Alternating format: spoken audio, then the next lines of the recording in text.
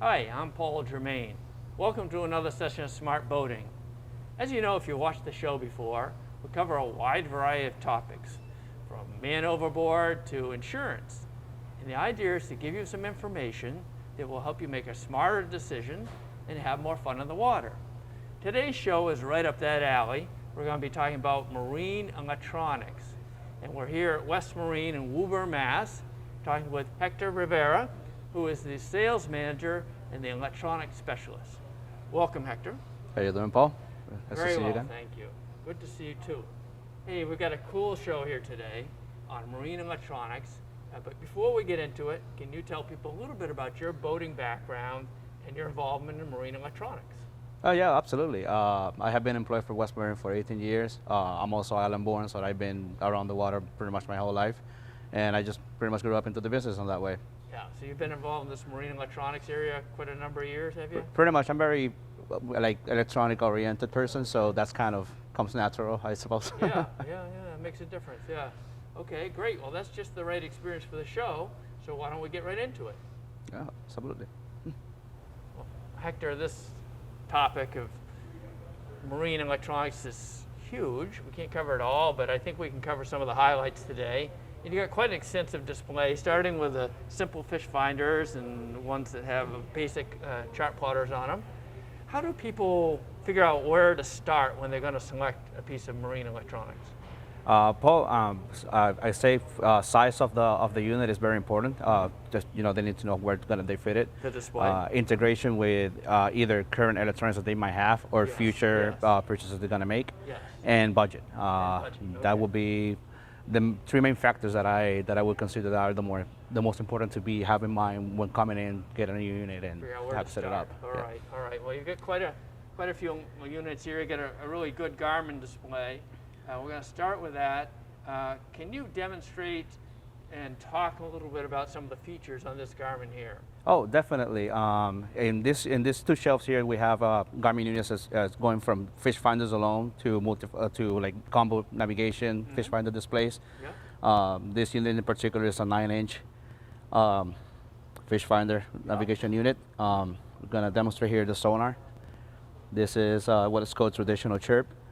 This is pretty much more a state-of-the-art fish finder at an entry-level point. You can see Yes. your markers here, your fish going in the arches. Okay. What Chirp is basically is just gives you better target separation. That's what the technology brings into the table, okay. as opposed to like more. Even though it looks familiar, Yes. you have better range of identifying the targets. That's what I'm Better trying to say. resolution. Yeah. Yeah, as well. Yes. Another technology that brings into Sonar is what's called Clearview. Clearview. Okay. Basically, it's a higher frequency sonar that helps you identify a structure better. Okay. Instead of just fish, now you have a better understanding of the objects that are under the water when it comes to like foliage or plants, I see. logs. Where they might be hiding. Yep. Exactly. Yes. And another popular sonar technology that it's blooming nowadays is called side scan or side view. Okay. Basically, you're splitting your image in half, going left and right, All right. covering more of a broader, wider area instead of just that narrow scope going down. Yes. And Garmin has actually been doing a very good job at implementing that in their units at an entry level and going forward from there. So moving forward. Those are the highlights for the Garmin? Yeah. Okay, all right, great. Now you've got some other units here too that we're going to demo. Shall we look at the Lowrance? Sure. We can move down here, Okay. down the aisle over here. We can take a Okay. look at this unit here from Lowrance. Yeah. Let's let the camera catch up. Yeah, sure.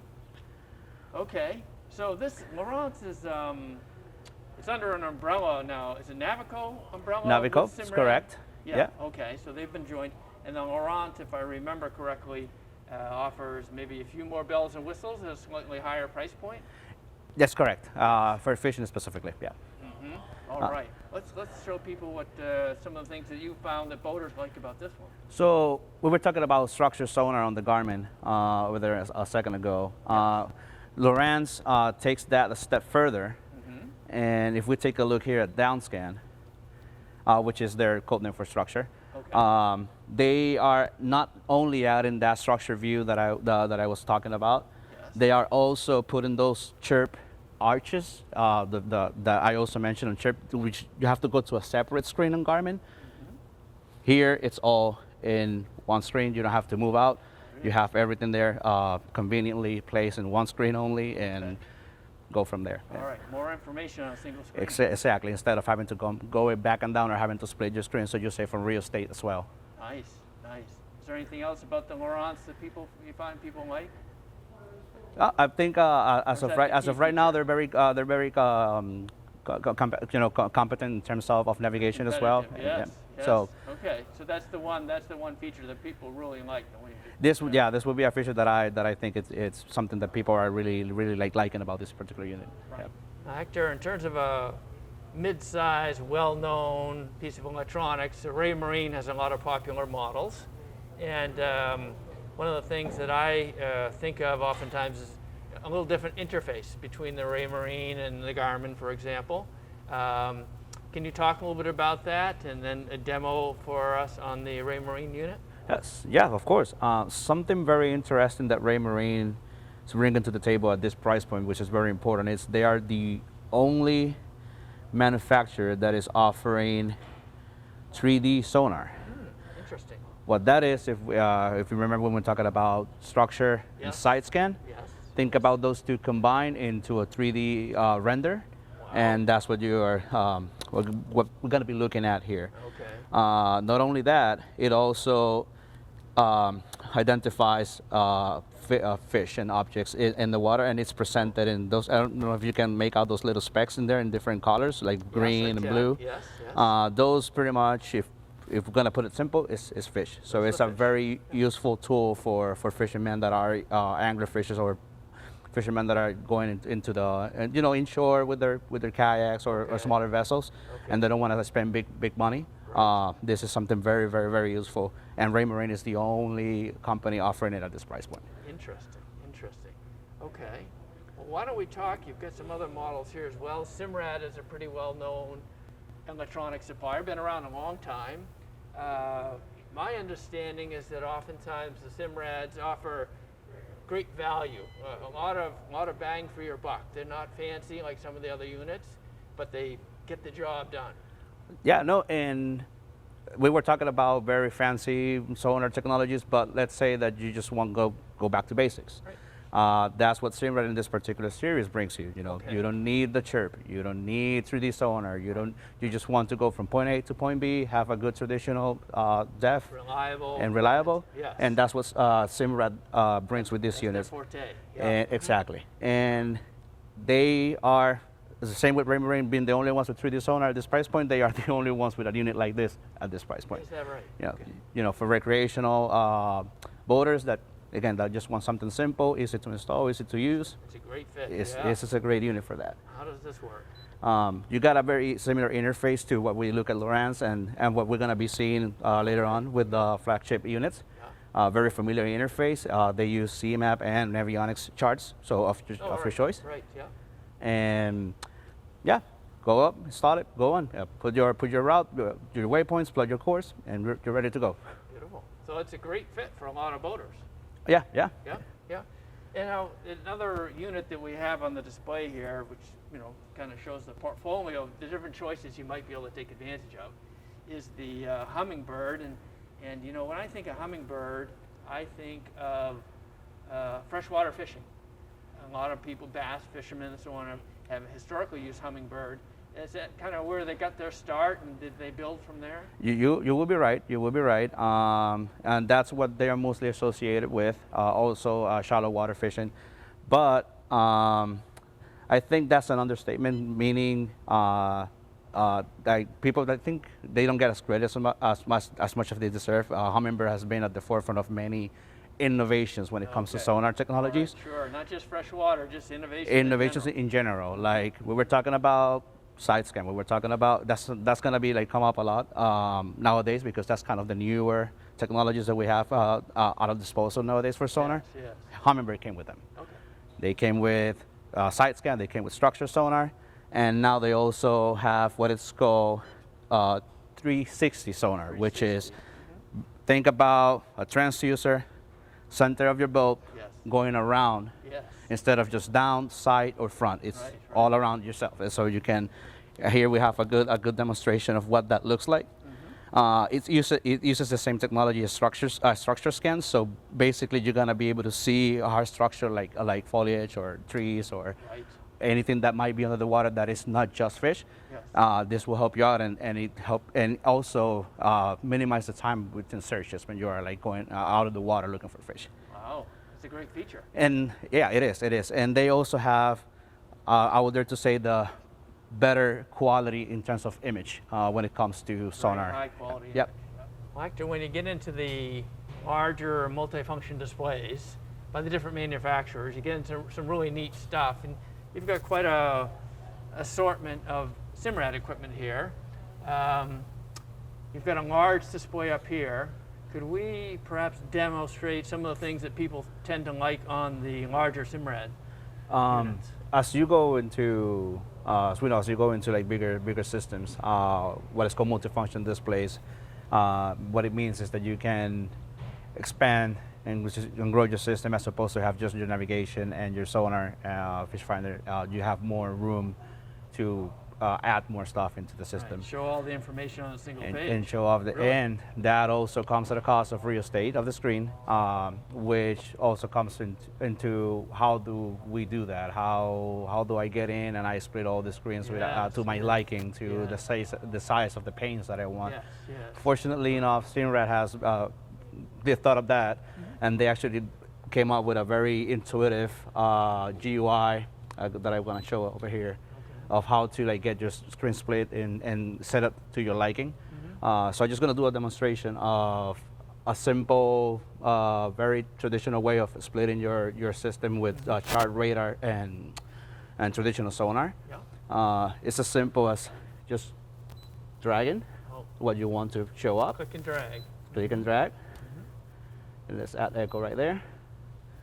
As I said, you're not tied up to that particular view. You can actually like choose how do you want to present that data.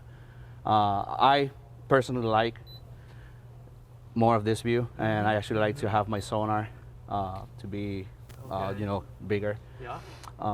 And once you have, I like it that way. Okay, let me go up. You can save it. Sorry, save. Yeah, See. Yeah. and it will take you to that screen. Oh, nice. Not only I set it up to the way that I wanted it to look, I can also adjust the size of those individual panes. In Simrad, in particular, and Lowrance as well, same company, they made it easier. You just drop them down like if you were using a phone. Okay. You have your adjust splits, and pretty much you can choose where to move that, which ones you want to make bigger. Let's say that you don't need your radar to be that big or your chart, but you want your sonar to show up. Change over time, and you get that flexibility. And there you go. And you have it set up, you save it, and you have it, on a preset for whenever you need it to. Another thing that, when we talk about integration, multifunction displays, is how does it talk with my engines, for example. Yes. If you want to have that data to show up in your screen, Simrad is working closely with a couple manufacturers. Before, you only had like the NEMA protocol, so it was very generic, the data that you can show up.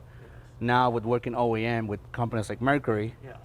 if you're familiar with the Mercury interface, that's what you're gonna have over here. So it's more Very easier to familiar. understand, and it's tailored to that particular manufacturer.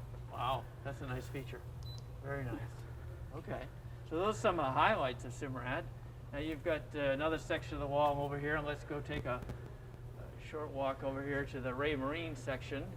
Again, a very well-known name, and what are some of the things? You've got some different size displays, of course, for people to choose from, and then can you demonstrate on this larger display up here some of the more interesting features that they have these days? Yeah, sure. These 6 units here, the main difference between them, this is only a touchscreen only. If you want to have some tactile feedback, then you have the combos. It's called a hybrid system. So you have your touchscreen, and you also have a bottom-up layout. Okay.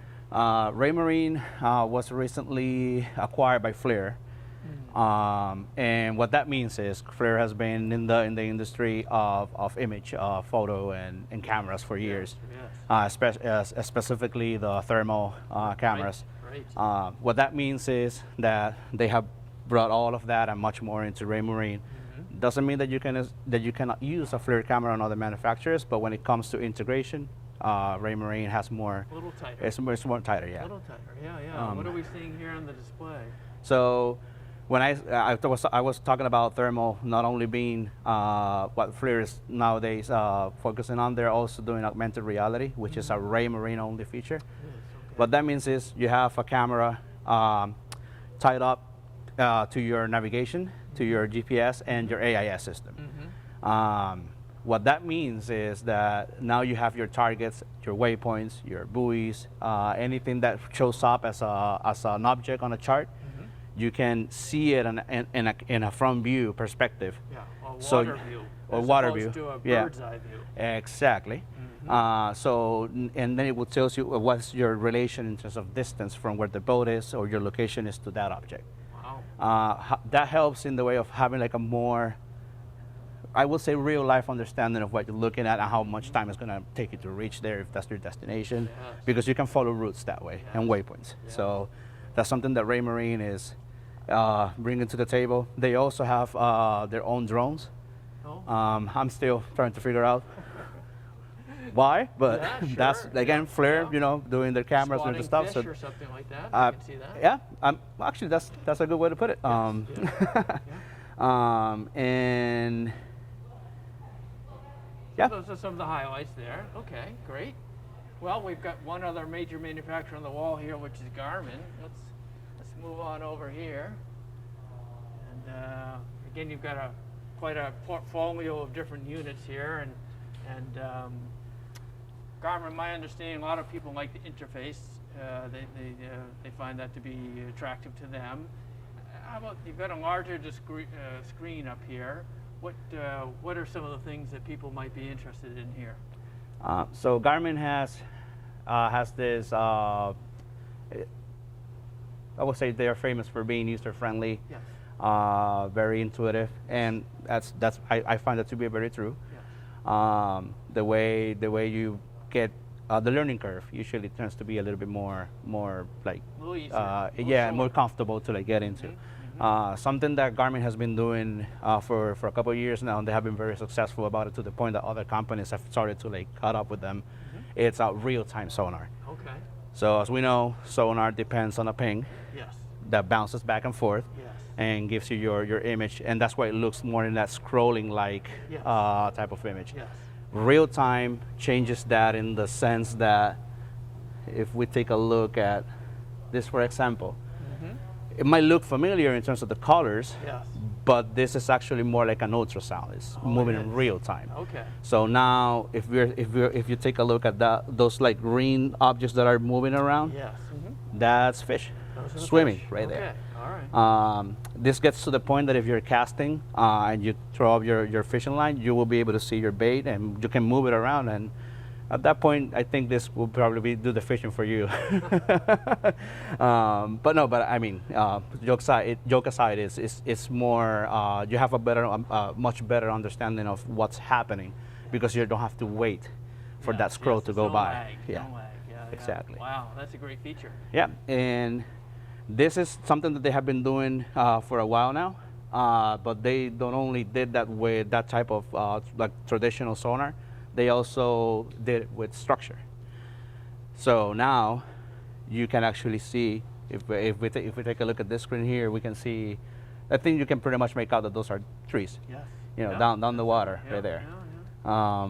And again, very, very, very interesting cutting edge technology right there. Yeah, great resolution. Yeah. Perfect. Well, Hector, it's no surprise to anyone these days that smart devices, smartphones, tablets, and so on, or watches, are becoming more and more popular. And they're really great application platforms where people can get the extra functionality out of each of these devices. And that's very true in the marine world. And you've been able to do a little research, find just a couple examples, right? What would be the example that you're going to show us here? So yeah, I was able to find a couple of apps that I think are going to be very useful for any boater out there that likes to use their their mobile device, Yeah. either tablet, phones. I found apps that will work on any platform from iOS or to Android. I would like to show up one here that is called Tides. Yeah. I think every boater out there would like to know how the tides are at any particular time of the day. Right. Sorry, let me just go over there. Okay. What I like about this app is even though it's set up more for like a phone, you can still stretch it up to the full screen. Yes. It's the user interface is very simple to follow. Here you have your tide stations. You can choose from any one of them to look up at the information of that tide station. But if you don't like this scrolling method, you can still go to the map, and you can actually choose it. Let me hold this here real quick. Okay. And all of those pinpoints in red, those are your tide stations. So pretty much you go to one, Yeah. you can touch it, go to view, Oh, I see. and then you have your familiar tide graph. Wow. It also gives you a little, if you go drop down, it gives you the time of the day of how the moon is going to be at, so so you have a better understanding of what's going on with the tides at any particular time of the day. Not only that, that red line represents where we're at right now. Okay. But you can also scroll to the right and be able to see like further up on the day. Forecast, if you In will. the forecast, yeah, that's correct. Nice application. Yeah. Well, Hector, in the marine environment, very similar to being on land, keeping track of traffic is important. You don't want to run into somebody else. And you've found a pretty decent traffic application, right? That's correct. That's correct. This app in particular, sorry, works on what is called AIS.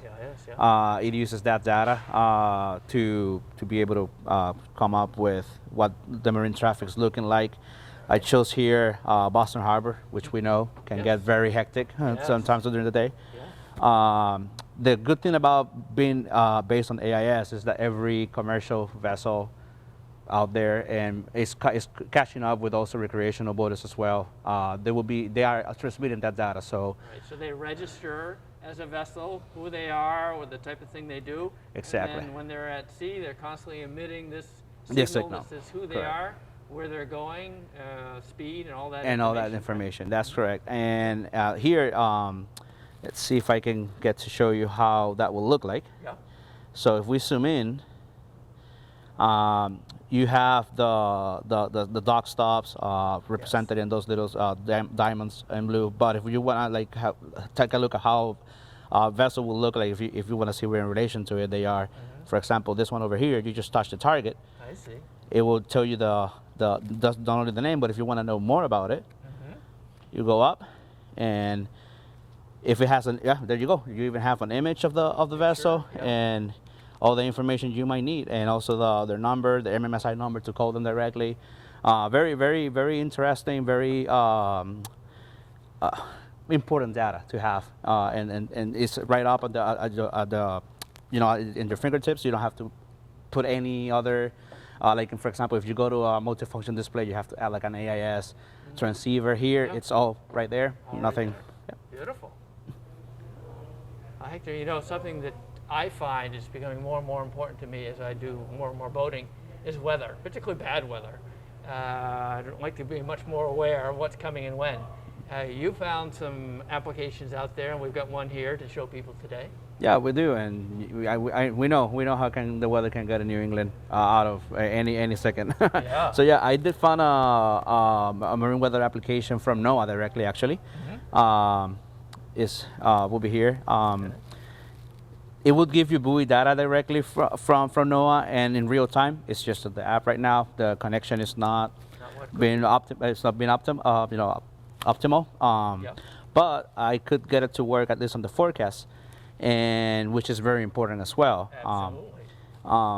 So if we touch anywhere on the map, it gonna give us a general idea of how the forecast is gonna look for the next. I think it's like a 7-day outspan. Yep. Wow. And if you want even more in-depth data, you can touch on. I think you can probably. Oh, actually no. sorry. But yeah, but you have like gives you by day how it's going to be drill looking. down to the next level. Exactly. Yeah. If you want to be more specific, like if you want to know, okay, I want to know how the weather is going to be on Gloucester, and then you can go on the map, go straight, zoom in, and you can touch, and it will pull up that data straight from the Noaa weather stations. Again, 7-day spans, and you can take a look at how it's going to be looking at and have an idea. It also updates in real time, so if there's any temporal that just happened, you will be able to like foresee it, because like again, it's pulling that data off of the weather stations. Wow, fantastic. It also forgot. It also gives you wind speeds and wind direction, the flow of the currents, and much more. Yeah, Like a just complete package. yeah, it is, and it's a paid app, but you get a lot, and it doesn't really cost much. We forgot to mention that some of these apps are free, some of them are on a subscription base, some of them you just pay some money up front and you get it out for it. Well, Hector, it's hard to believe, but it's time to wrap up the show today, and we've really covered a lot of waterfront, if you will, from the basic little fish finders, and then the combo units, and get into the larger units, and all the neat features the different manufacturers bring to the table, along with the fact that you're starting to get some functionality from the smart devices. Is there anything else you'd like to add before we wrap up the show today? Definitely. I want to start with thank you for having me again on the show. You're welcome. As we were talking about the smart apps. We touch on apps that you can use standalone, but you can also have apps that integrates with your actual electronics. That will help you remote control them, do software updates, map updates. So there's a lot of stuff that is still in development and is still going on, and it can get complicated or daunting at times. Yes. So I suggest that anybody that is interested in learning more about these technologies or more, visit your local marine store or any West Marine that might be closer to them, and talk to one of their specialists. And I'm pretty sure they will be happy to welcome them into how this is all expanding and growing, and it's very interesting. It's very interesting. So if you want to be interested in going for a West Marine, you can reach us at westmarine.com, and 24/7 available data there. Great. Well, thank you very much. Same here. And thank you, Smart Boating viewers, for joining us. If you have comments, questions, or just want to watch another show, join us at www.smartboatingus.com. Thank you.